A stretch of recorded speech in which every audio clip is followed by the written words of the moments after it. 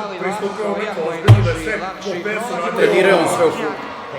Bojica Zaličić gasao i ga grdi. Svaka čak 45 sekundi do kraja druge runde. Vuk kako preživi ovo stvarno je Vuk Vučina. Ja mislim da Vuk treba posle ove runde da skine rukavace i da se...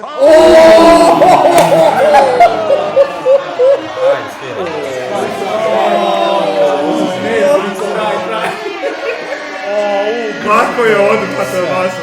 Što kaže Delić zlikovac te vas. Ako si uletio, aj se grdnji ovaj krenuo. Voli on ovo krvnički, vidi ga, brate. Da, pa udarno. Njemu ovo, brate. Baš je lošo. Recimo to ulicu. Tjero, baš je lošo. To je zakalio svakog koji je pobedio. Daj, organizuj ovaj kručak, mu kažem da je baš lošo. Bravo, brate. Respekt za Vuk Mob. Bravo, brate.